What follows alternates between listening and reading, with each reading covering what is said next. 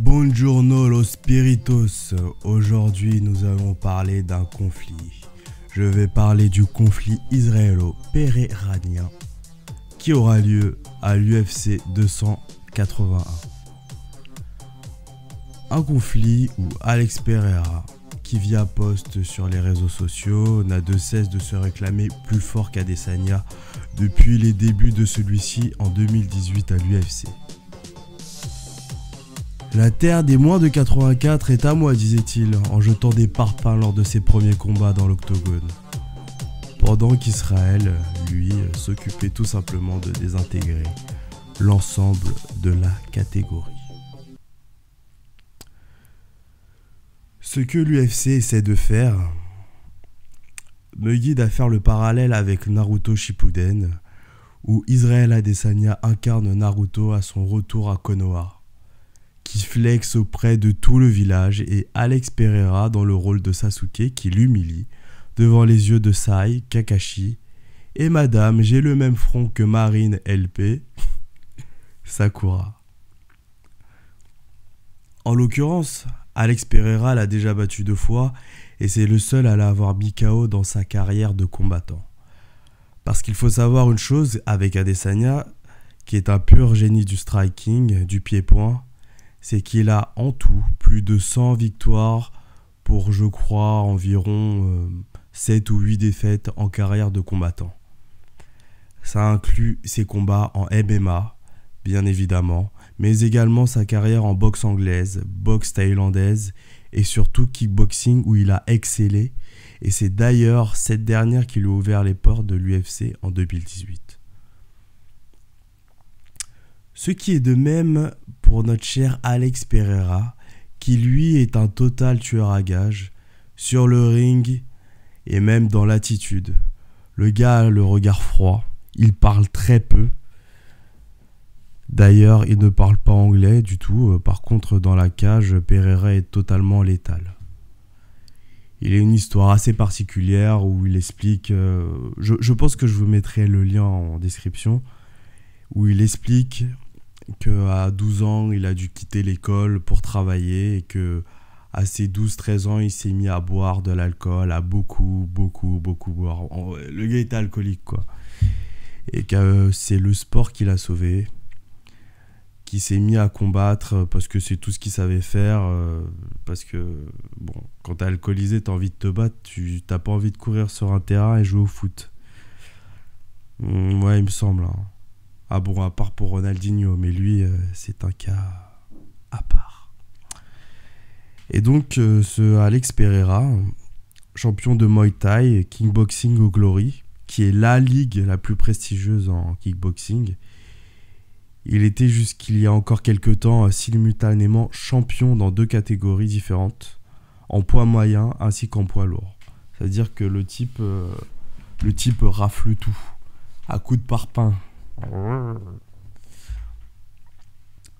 D'ailleurs, en ce qui concerne le poids de ces 2 énergumènes, au physique longiligne, à vue d'œil, tu pourrais croire que ce sont juste des types grands et fins pour rien, quoi. Des volleyeurs ou des basketteurs, quoi. Eh bien non, ce sont 2 monstres physiques qui avoisinent les 1m90 pour 84 kg à la pesée. Et entre 90 et 100 kilos le soir du combat. Donc c'est pas les plus musclés et à vue d'œil pas les plus impressionnants sur le plan physique, mais ces gars-là sont de véritables dangers publics. J'ai vraiment hâte de voir comment va se comporter Adesanya, qui a pour l'habitude d'être très confiant, et à juste raison, hein, à juste titre. En MMA, Israël c'est 23 victoires, 1 défaite dans la catégorie au-dessus, et c'était un match pour le titre. Donc sa seule défaite en MMA, c'était un match pour le titre. Et la catégorie au-dessus, quand même. Je sais pas, on parle pas d'une défaite en... Ouais, on parle pas d'une défaite en Ligue des Champions face à Tottenham. On parle pas de ça, ou une défaite face à, je ne sais pas, ou un match nul face à Benfica, les mecs, là. Ah ouais, non, là, on est sur un truc sérieux, là. En tout cas, j'ai vraiment hâte de voir ça parce que Pereira, c'est un peu comme une ex que tu pensais avoir oubliée en enchaînant les conquêtes. Puis un soir, elle t'envoie un message et t'es genre... Ah, qu'est-ce qu'elle me veut celle-là?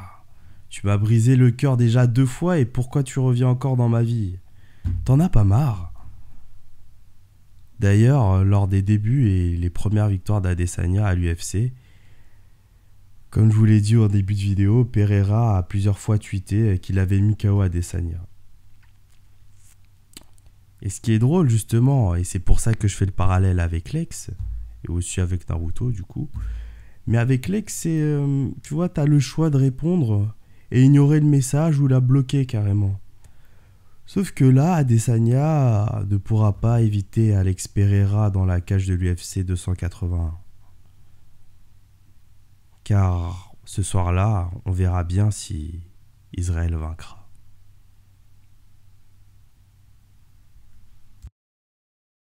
Merci à tous pour votre écoute ainsi que votre fidélité, même si je sais que pour 99% des personnes qui écoutent et suivent ce podcast, la fidélité, c'est pas trop votre fort.